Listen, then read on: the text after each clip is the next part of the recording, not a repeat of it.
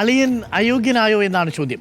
സ്മൃതി, ഇന്നലെ KPCCയുടെ ചർച്ചയിലും നേതാക്കൾ, പ്രത്യേകിച്ച് MM ഹസൻ അടക്കമുള്ളവരാണ് ഈ വിമർശനം ഉന്നയിച്ചത്. നമ്മളത് റിപ്പോർട്ട് ചെയ്തിരുന്നു. അതിനുശേഷം മാധ്യമങ്ങളെ കാണുമ്പോഴും ന്യായീകരിക്കുകയാണ് സണ്ണി ജോസഫ്. അദ്ദേഹം പറയുന്നത് മാതൃകാപരമായ പൊതുപ്രവർത്തനം നടത്തുന്നയാളാണ് ബെന്നി തോമസ് എന്നാണ്.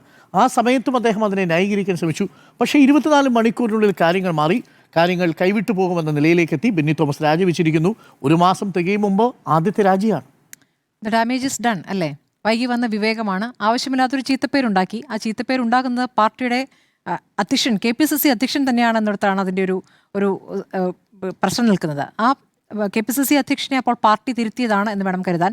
യഥാർത്ഥത്തിൽ ഇപ്പോൾ സണ്ണി ജോസഫുമായി ബന്ധപ്പെട്ട സണ്ണി ജോസഫിൻ്റെ കുടുംബത്തിൽ പലർക്കും പലതരത്തിലുള്ള നിയമങ്ങൾ ഉണ്ടായിട്ടുണ്ട് എന്ന അടക്കമുള്ള ആരോപണങ്ങൾ ഉയരുന്നത് പുറത്തുനിന്നല്ല, പാർട്ടിക്കകത്തു നിന്ന് തന്നെയാണ്. അതിൽ കോൺഗ്രസിനകത്തു നിന്ന് തന്നെയാണ്. അവിടെ കണ്ണൂരിൽ നിന്ന് തന്നെ ചില നേതാക്കളൊക്കെ അവരുടെ നേതൃത്വത്തിൽ തന്നെ പല ആരോപണങ്ങളും ഉയർത്തുന്നു എന്നുള്ളതാണ്. എന്തായാലും ഇതിൽ അദ്ദേഹം ആദ്യം മൗനമായിരുന്നു. നമ്മളിത് മുമ്പും ചർച്ച ചെയ്തിട്ടുണ്ട്. അന്ന് അദ്ദേഹത്തിന് മൗനമായിരുന്നു.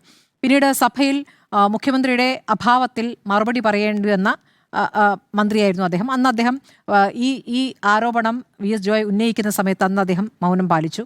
പിന്നീട് നമുക്കറിയാം മുഖ്യമന്ത്രി ഈ കാര്യത്തിൽ മുഖ്യമന്ത്രിയോട് പ്രതികരണം തേടുന്നുണ്ട്. അപ്പോൾ മുഖ്യമന്ത്രി ഈ കാര്യത്തിൽ പരിശോധിക്കേണ്ടി വരും എന്ന രൂപത്തിൽ തന്നെ അത് പരിശോധിക്കാം എന്ന് മറുപടി നൽകുകയാണ്. അപ്പോൾ അത് പരിശോധിക്കേണ്ട വിഷയമായി മുഖ്യമന്ത്രിക്ക് പറയേണ്ടി വന്നു, അല്ലെങ്കിൽ മുഖ്യമന്ത്രിക്ക് അതിനോട് പ്രതികരിക്കേണ്ടി വന്നു എന്നുള്ളതാണ്.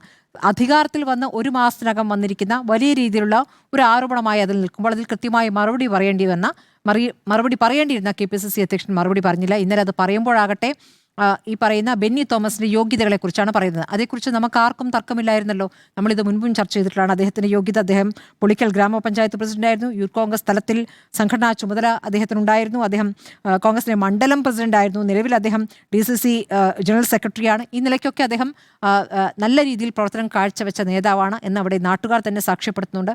ഇതൊക്കെ ശരിയായിരിക്കാം. പക്ഷേ അദ്ദേഹത്തിൻ്റെ അയോഗ്യത എന്നുള്ളത് സണ്ണി ജോസഫിൻ്റെ ഭാര്യ സഹോദരൻ എന്നുള്ളതാണ്. അപ്പോൾ അങ്ങനെ വരുമ്പോൾ അവിടെ ധാർമ്മികമായ വിഷയമാണ്. അദ്ദേഹം പറഞ്ഞത് ശരിയാണ്. അദ്ദേഹം ഒരു അഡ്വക്കേറ്റ് ആയതുകൊണ്ടായിരിക്കും അദ്ദേഹം നിയമപരമായി കാര്യങ്ങൾ പരിശോധിച്ചു. അദ്ദേഹം നിയമപരമായി അതിൽ തെറ്റില്ല എന്ന് പറയും. നിയമപരമായി തെറ്റുണ്ടെന്ന് ഇവിടെ ആരും പറഞ്ഞിട്ടില്ല എന്നുള്ളതാണ്.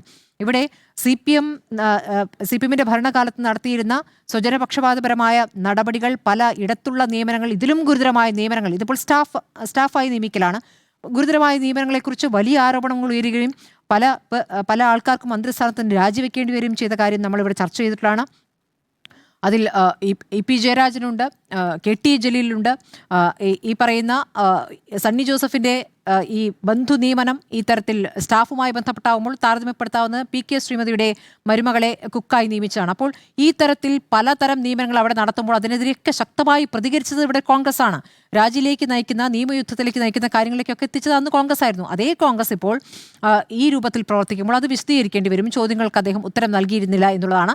ഇപ്പോൾ അദ്ദേഹത്തിന് ഈ പറയുന്ന ഈ നിയമപരമായി തെറ്റില്ല എന്നുള്ള വാദം ഇനി വിഴുങ്ങേണ്ടി വന്നിരിക്കുന്നു. ധാർമ്മികമായി തെറ്റാണ് എന്ന് പാർട്ടി തന്നെ അദ്ദേഹത്തെ ബോധ്യപ്പെടുത്തിയിരിക്കുന്നു. അപ്പോൾ ധാർമ്മികമായ തെറ്റായ ഒരു നടപടിയിൽ നിന്നും പിന്നാക്കം പോയിരിക്കുന്നു. അത് തെറ്റാണ് എന്ന് അത് വ്യക്തമാക്കുന്നതാണ് ആ സ്ഥാനത്തിൽ നിന്നും അദ്ദേഹത്തെ മാറ്റുന്നത്. അദ്ദേഹം ഇപ്പോൾ പറയുന്ന ബെന്നി തോമസ് തന്നെയാണ് അദ്ദേഹം രാജിക്കത്ത് നൽകിയത്. അദ്ദേഹം പറയുന്നത് സണ്ണി ജോസഫിൻ്റെ അദ്ദേഹത്തിൻ്റെ പേരിന് ഒരു പോറൽ പോലും ഏൽപ്പിക്കാതിരിക്കാൻ താനിതാ പിൻവാങ്ങുന്നു എന്നുള്ളതാണ്.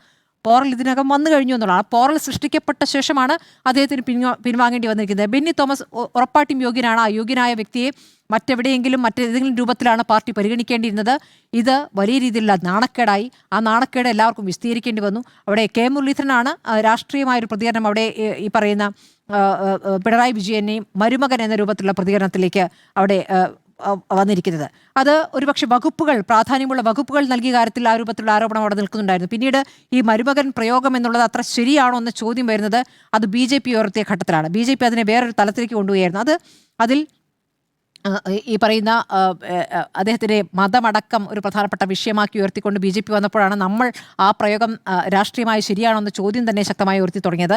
അതുകൊണ്ട് തന്നെ കോൺഗ്രസ് അത് അത്ര ഉപയോഗിക്കാത്തായിരുന്നു. പക്ഷേ ഇതിപ്പോൾ ഇല്ലാതെ ആയതുകൊണ്ടായിരിക്കും ഒരുപക്ഷെ ഈ വിഷയം കൂടി അവിടെ ഉയർത്തിയതെന്നാണ് ഞാൻ കരുതുന്നത്. അപ്പോൾ എന്തായാലും ഇത് ഒരു നാണക്കേടായി. ആ നാണക്കേട് തുടക്കത്തിലേ സംഭവിച്ചു എന്നുള്ളതാണ്. തിരുത്തി എന്നുള്ള കാര്യം ഏതായാലും ശരിയാണ്. തിരുത്തൽ പാർട്ടിയിൽ നിന്ന് തിരുത്തേണ്ടി വന്നു. പാർട്ടിയുടെ ഇടപെടലിലൂടെ KPCC അധ്യക്ഷനെ തിരുത്തേണ്ടി വന്നു എന്നുള്ളതാണ്. മന്ത്രി എന്നതിനപ്പുറം KPCC അധ്യക്ഷനെ പാർട്ടി തിരുത്തി എന്നുള്ളതാണ് ഇതിൽ കാണാനായത്.